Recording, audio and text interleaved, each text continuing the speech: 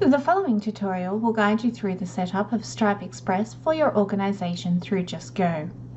Stripe Express is separate to your previously set up Stripe account.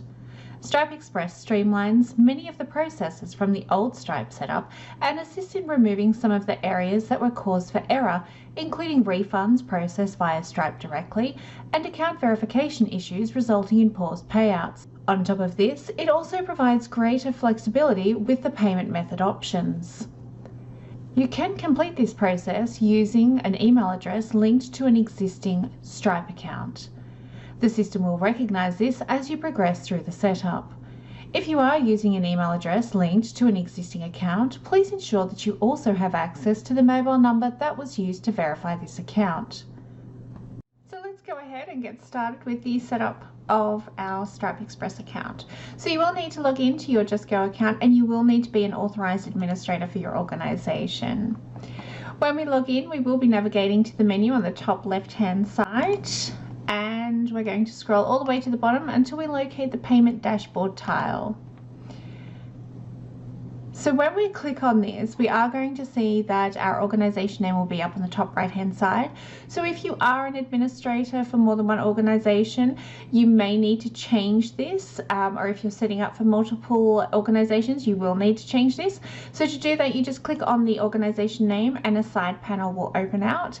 If you have more than one option, you will see them listed out here, and you just need to click on the club to make the selection. So we're sticking with the one club. We have only got one, and we can see our Get Started page. So there's a quick little clip here that just explains Stripe Express and what it is, but we're going to go ahead and click on the Get Started button.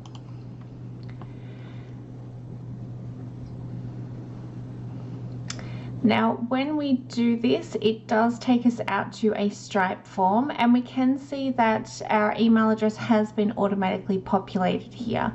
Now, this will be the email address that is generally connected to your club profile. So if that's not the email address that you want to use, then you can just delete the one that's there, type in the one that you want. Now, you can use an email address that is attached to an existing Stripe account. That's fine, the system will recognize this, or you can use a brand new email address. It's entirely up to you.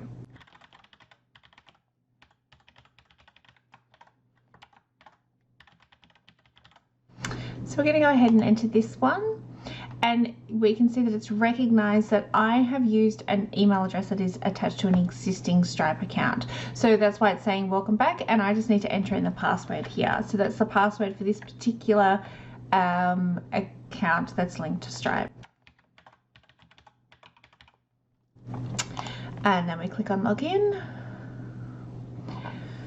So as this is an existing account, it's already attached to a mobile number because of two-step verification. So we're just going to get that mobile number and enter in the verification code that we've been sent.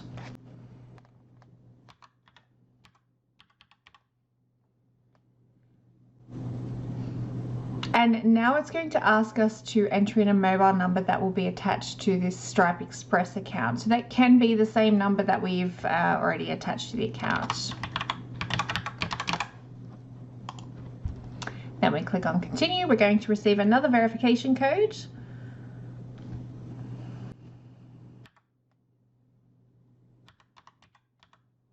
And we just pop that in there. Okay, so now it's asking us about our business. So we do have a few options here. The most relevant for our clubs is going to be individual or sole trader. Now, individual relates to an individual organization as well, not just a sole trader. Not-for-profit is an option here, but that is only if you are a registered charity. And then we have got a couple of other options here, but these are the most relevant ones. So for the majority of you, you will be selecting individual or sole trader. And then you have the option to note if you have an ABN or if you do not have an ABN. So if you do have one, please do enter it in this area here. Otherwise, select I do not have an ABN and continue.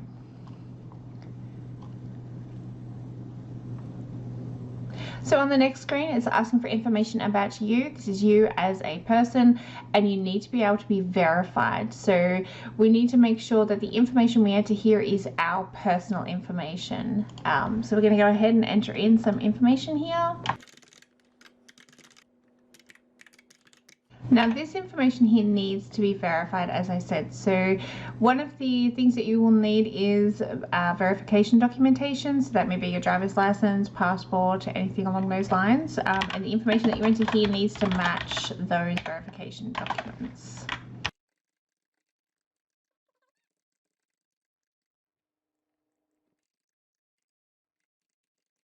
And then we're going to click the continue button.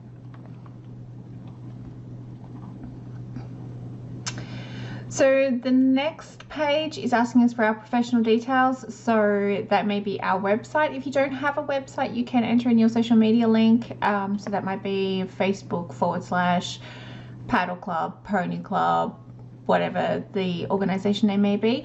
Or you can put in a product description. So we can see little help tips over to the right hand side. So we're going to put in Go Pony Club, and then click continue. So the next screen, we need to enter in the bank details. This is the money where our payments that are made through Just Go portal will be deposited to. So you need to make sure that that is your organization bank details, and it needs to be correct information. So we're going to go ahead and enter in some details here.